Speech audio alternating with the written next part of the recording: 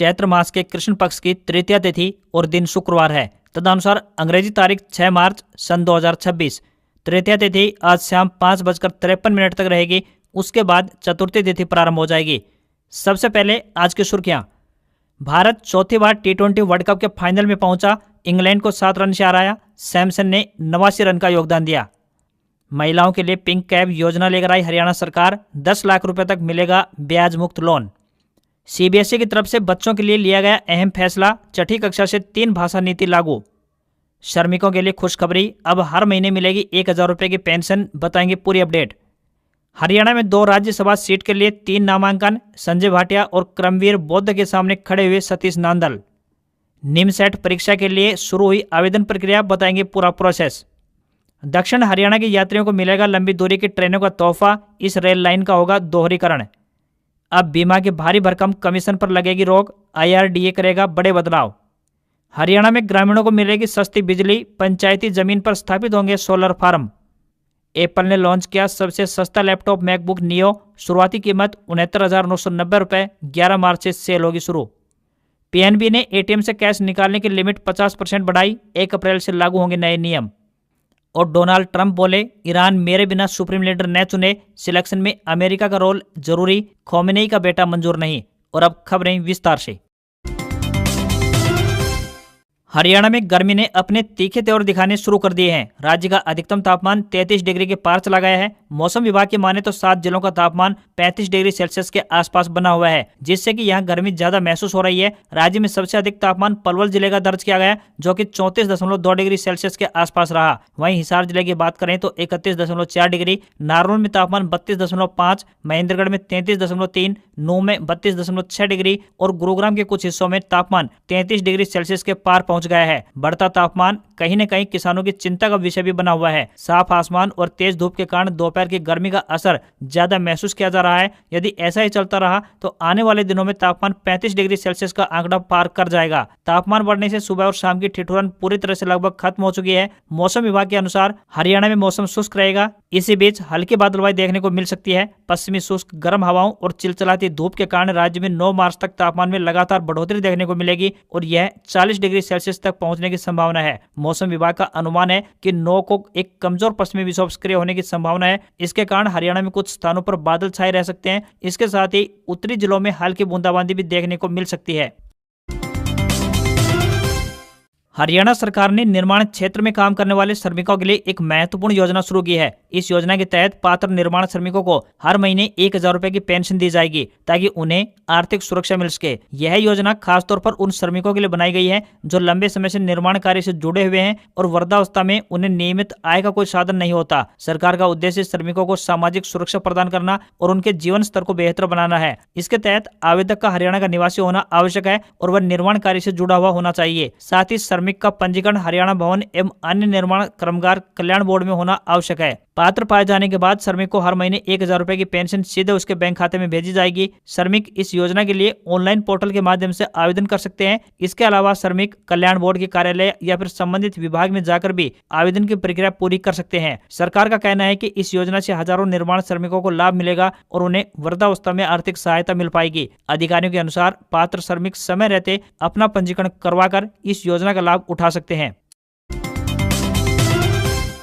हरियाणा सरकार ने वित्त वर्ष 2026-27 का वार्षिक बजट पेश कर दिया है। बतौर वित्त मंत्री मुख्यमंत्री नायब सिंह सैनी ने 2,23,000 करोड़ से अधिक का बजट पेश किया, जो पिछले साल के बजट की तुलना में 10.28% अधिक है। इस बजट में मुख्यमंत्री ने प्रदेश में सोलर ऊर्जा को बढ़ावा देने की दिशा में एक बड़ा ऐलान किया है। मुख्यमंत्री ने प्रदेश में घोषणा करते हुए कहा कि अभिनव पायलट परियोजना शुरू होगी, जिसके तहत गाँव में पंचायती भूमि पर सोलर फार्म स्थापित किए जाएंगे। सोलर परियोजना से उत्पन्न बिजली ग्रामीणों को किफायती दरों पर उपलब्ध करवाई जाएगी। इससे न केवल ग्रामीणों के बिजली बिलों में कमी आएगी, बल्कि पंचायतों को भी आय का एक अच्छा स्रोत मिलेगा। ढाणियों में रह रहे परिवारों के लिए 1 से लेकर 3 किलोवाट क्षमता के बैटरी सहित सोलर पावर प्लांट स्थापित किए जाएंगे। सीएम ने कहा कि प्रदेश में ग्रीन हाइड्रोजन पॉलिसी लागू की जाएगी। पहला ग्रीन हाइड्रोजन प्लांट पानीपत में स्थापित किया जाएगा। इस पॉलिसी के तहत साल 2030 तक 250 किलो टन प्रति वर्ष ग्रीन हाइड्रोजन का उत्पादन होगा। मुख्यमंत्री ने बताया कि पर्यावरण संरक्षण और प्राकृतिक खेती को बढ़ावा देने के लिए ग्राम पंचायतों की भूमि का एक निश्चित हिस्सा आरक्षित किया जाएगा। सामलात भूमि में से 500 वर्ग गज तक की भूमि स्वयं सहायता समूहों को डेयरी बनाने के लिए लीज पर दी जाएगी। लीज दर सालाना सिर्फ 10 रुपए प्रति वर्ग गज होगी। स्वयं सहायता समूहों के उत्पादों की मार्केटिंग हेतु प्रत्येक ब्लॉक में एक आधुनिक ग्राम होट की स्थापना भी की जाएगी। वित्त वर्ष 2026-27 का वार्षिक बजट में महिलाओं को आत्मनिर्भर बनाने और उनके सशक्तिकरण की दिशा में कई बड़ी घोषणाएं की हैं। हरियाणा पुलिस में महिलाओं की भागीदारी बढ़ाने के लिए 7 नए महिला पुलिस थाने खोलने की घोषणा मुख्यमंत्री द्वारा की गई। वहीं दीनदयाल लाडो लक्ष्मी योजना के तहत पात्रता की वार्षिक आय सीमा को इसी साल यानी 25 सितंबर से 1 लाख से बढ़ाकर 1,80,000 रुपए करने का फैसला भी लिया गया। पात्र महिलाओं को हर माह 2100 रुपए इसके तहत मिलेंगे। बजट में सीएम नायब सिंह सैनी ने 2000 नए वीटा बूथ खोलने की भी घोषणा की है। इनमें स्वयं सहायता समूहों से जुड़ी महिलाओं को प्राथमिकता देते हुए 20% आरक्षण का लाभ दिया जाएगा। हर नारी स्वस्थ नारी की पहल करते हुए प्रदेश के हर जिले में स्वस्थ नारी क्लिनिक खोलने की भी घोषणा की गई है। वहीं महिलाओं को सशक्त बनाने की दिशा में मुख्यमंत्री नायब सैनी द्वारा बजट में पिंक कैब योजना का प्रस्ताव भी रखा गया, जिसके तहत महिलाओं को ड्राइविंग ट्रेनिंग और इलेक्ट्रिक वाहन खरीदने के लिए 10 लाख रुपए तक का ब्याज मुक्त लोन दिया जाएगा। अपने बजट भाषण में महिलाओं के लिए एक और बड़ी घोषणा करते हुए मुख्यमंत्री ने कहा कि यदि कोई महिला अपने नाम पर वाहन खरीदती है तो उसे मोटर व्हीकल टैक्स में 1% की छूट का अतिरिक्त लाभ दिया जाएगा। इलेक्ट्रिक वाहनों पर पहले से मिल रही 20% टैक्स छूट में और बढ़ोतरी की जाएगी ताकि इलेक्ट्रिक वाहनों की संख्या बढ़ाई जा सके। महिलाओं के लिए संचालित हो रही विशेष बसों की संख्या 273 से बढ़ाकर 500 करने का भी प्रस्ताव बजट में रखा गया है। हरियाणा के फतेहाबाद के लोगों के लिए एक अच्छी खबर सामने आई है। ग्रामीण क्षेत्रों में स्वास्थ्य, खेल और शिक्षा सुविधाओं को बेहतर बनाने के लिए nuclear power corporation of India limited यानी NPCIL अपनी कॉर्पोरेट सामाजिक जिम्मेदारी योजना के तहत कई विकास कार्य करवाएगी। इन योजनाओं पर लगभग 14 करोड़ रुपए खर्च होंगे। NPCIL द्वारा योजना के तहत अग्रोहा और गोरखपुर क्षेत्र में लोगों को बेहतर स्वास्थ्य सुविधाएं देने के लिए मोबाइल मेडिकल क्लिनिक शुरू किया जाएगा। यह क्लिनिक गाँव-गाँव जाकर लोगों की जाँच करेगा और प्राथमिक उपचार उपलब्ध करवाएगा, जिससे ग्रामीणों को दूर शहरों में इलाज के लिए नहीं जाना पड़ेगा। शिक्षा को बढ़ावा देने के लिए 6 गांवों में आधुनिक सुविधाओं से युक्त लाइब्रेरी का निर्माण भी करवाया जाएगा। यहाँ विद्यार्थियों को प्रतियोगी परीक्षाओं और सामान्य अध्ययन से जुड़ी किताबें उपलब्ध करवाई जाएंगी, जिससे ग्रामीण क्षेत्र के युवाओं को बेहतर तैयारी का अवसर मिलेगा। युवाओं को खेलों के प्रति प्रोत्साहित करने के उद्देश्य से भुना में फुटबॉल ग्राउंड का निर्माण करवाया जाएगा। इससे स्थानीय खिलाड़ियों को अभ्यास और प्रतियोगिताओं के लिए बेहतर मैदान मिल पाएगा। NPCIL देश भर में अपने प्रोजेक्ट क्षेत्रों के आसपास के गांव में शिक्षा, स्वास्थ्य और बुनियादी ढांचे से जुड़े हुए कई सामाजिक कार्य करती है।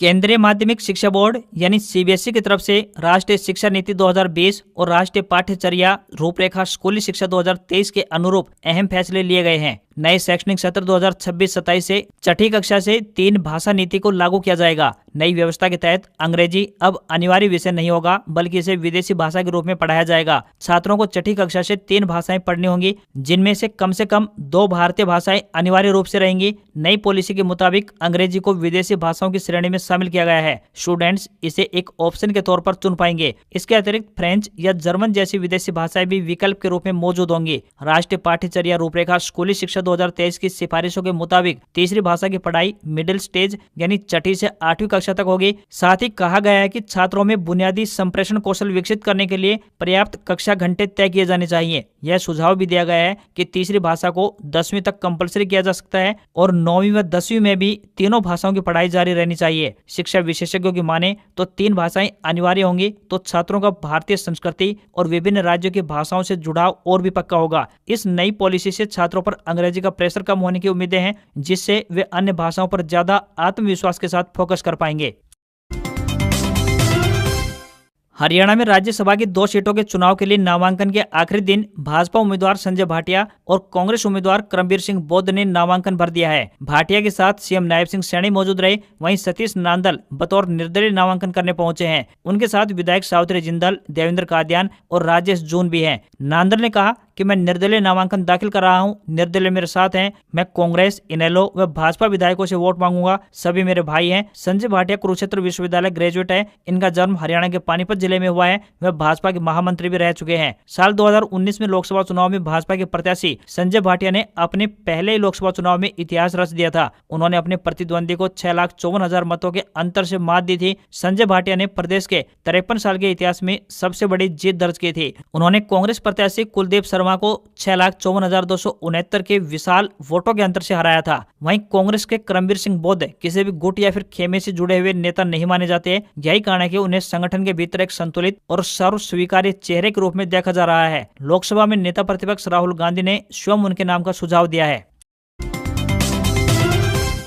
हरियाणा में राज्यसभा चुनाव के लिए कांग्रेस पार्टी द्वारा करमबीर सिंह बौद्ध को अपना उम्मीदवार घोषित किया गया है। बताया जा रहा है कि खुद राहुल गांधी ने उनके नाम का सुझाव दिया था। इसको लेकर हरियाणा कांग्रेस में बड़ी नाराजगी देखने को मिली। ओबीसी समाज के अनदेखी का आरोप लगाते हुए एक बड़े नेता ने कांग्रेस पार्टी को अलविदा कह दिया। पूर्व मुख्यमंत्री भूपेंद्र सिंह हुड्डा के बेहद नजदीकियों में शामिल ओबीसी समाज के बड़े नेता तेलूराम जांगड़ा ने कांग्रेस हाईकमान के फैसले पर नाराजगी जताते हुए पार्टी को अलविदा कह दिया। उन्होंने अपना त्यागपत्र प्रदेश अध्यक्ष राव नरेंद्र सिंह और राष्ट्रीय अध्यक्ष मल्लिकार्जुन खड़गे को भेज दिया है। उन्होंने कहा कि राज्यसभा उम्मीदवार की सूची में ओबीसी समाज को प्राथमिकता नहीं दिए जाने से वे बेहद दुखी हैं। इसी विरोध में उन्होंने पार्टी की प्राथमिक सदस्यता और अपने पद से इस्तीफा दिया है। उन्होंने कहा कि इस फैसले से केवल वे ही नहीं बल्कि कई अन्य ओबीसी नेता नाराज हैं और कांग्रेस पार्टी छोड़ने पर विचार कर रहे हैं। उन्होंने आरोप लगाते हुए कहा कि कांग्रेस अब एक विशेष वर्ग की पार्टी बनकर रह गई है और ओबीसी समाज को निरंतर अनदेखा किया जा रहा है। पहले लोकसभा और फिर विधानसभा चुनाव में भी ओबीसी समाज को नजरअंदाज किया गया था, जिसका परिणाम ये हुआ कि हरियाणा में कांग्रेस पार्टी को विधानसभा चुनाव में अप्रत्याशित हार झेलनी पड़ी। तेलूराम जांगड़ा ने कहा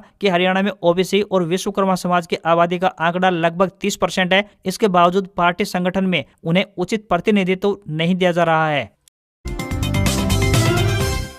अगर आप भी हाल फिलहाल में बीमा लेने की प्लानिंग कर रहे हैं और आपको इस प्रकार की कई खबरें सुनने को मिल रही हैं कि बीमा लेना काफी महंगा हो गया है, तो आज की खबर आपके लिए काफी राहत भरी साबित होने वाली है। बीमा नियामक इरडा अगले 4 से 6 महीनों में ऐसे कई बड़े सुधार करने जा रहा है जिससे आप काफी किफायती दामों पर बीमा करवा सकते हैं और आपके पैसे का पूरा सदुपयोग होगा। जल्द ही बीमा सुगम को लॉन्च किया जाएगा, जो कि एक डिजिटल मार्केट प्लेस होगा। यहाँ पर आप अमेजन और फ्लिपकार्ट की तरह ही सभी बीमा कंपनियों की पॉलिसी को काफी आसानी से कंपेयर कर पाएंगे। साथ ही आपको कीमत, फीचर्स, क्लेम, सेटलमेंट आदि की जानकारी महज एक क्लिक पर मिल पाएगी। फाइनेंशियल ईयर 2025 में अकेले कमीशन के नाम पर बीमा कंपनियों ने तकरीबन 1 लाख करोड़ रुपए बांटे हैं। यही वह पैसा है जो आपकी जेब से प्रीमियम के रूप में निकलता है। मौजूदा समय में बीमा कंपनियां आपका प्रीमियम का 30% हिस्सा डिस्ट्रीब्यूशन और एडमिन के कामों पर खर्च करती हैं। इसमें से 17 से 18% सीधे बैंक को, एनबीएफसी और एजेंटों की जेब में जाता है। अब IRDA की तरफ से इसे घटाने की तैयारी शुरू कर दी गई है, खासकर हेल्थ इंश्योरेंस पॉलिसी में, जहां पर प्रीमियम काफी तेजी से बढ़े हैं।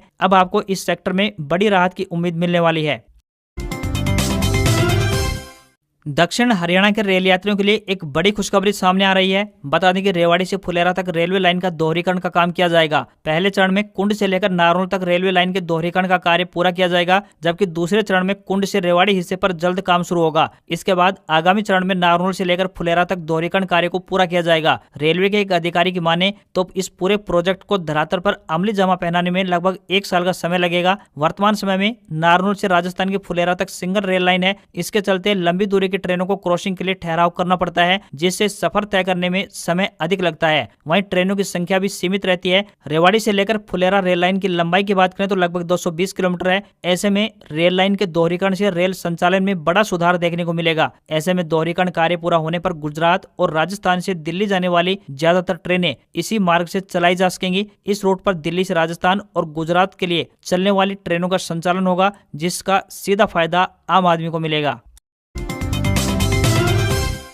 National Institute of Technology Tiruchirappalli द्वारा NIT MCA common entrance test यानी नीमसेट की आवेदन प्रक्रिया शुरू की जा चुकी है। यह आवेदन प्रक्रिया 1 मई तक चलेगी। इस एग्जाम के लिए देश के 11 NIT और 2 IIIT में एडमिशन मिलेगा। मैथ से बैचलर डिग्री, बीटेक और BE पास आउट छात्र इस एग्जाम के लिए अप्लाई कर सकते हैं। इसके परीक्षा पैटर्न की स्पेशल बात यह है कि छात्रों को हर सेक्शन को तय वक्त में पूरा करना होगा। स्टूडेंट्स एक सेक्शन से तय समय से पहले दूसरे सेक्शन में स्विच नहीं कर पाएंगे। नीमसेट 2026 की परीक्षा कंप्यूटर आधारित परीक्षा यानी CBT बेस पर होगी, जो कि 6 जून को एक ही शिफ्ट में आयोजित होगी। परीक्षा दोपहर 2 बजे से लेकर 4 बजे तक आयोजित करवाई जाएगी। एग्जाम में 3 सेक्शन होंगे, जिनमें सवाल पूछे जाएंगे। परीक्षा की आंसर की 10 से 11 जून तक जारी कर दी जाएगी तथा परीक्षा का रिजल्ट 29 जून को जारी होगा। सीट अलॉटमेंट के लिए पहले राउंड 7 से लेकर 10 जुलाई तक, दूसरा राउंड 11 जुलाई को होगा। परीक्षा की पात्रता के बारे में बातें करें तो उन उम्मीदवारों के पास मान्यता प्राप्त विश्वविद्यालय से UG डिग्री होनी चाहिए, जिनमें कम से कम 60% अंक या 6.5 CGPA SC ST और PWD उम्मीदवारों के लिए 55% अंक या 6.0 CGPA जरूरी है। इच्छुक और पात्र अभ्यर्थी आधिकारिक वेबसाइट nimsat.admission.nic.in पर जाकर आवेदन कर सकते हैं।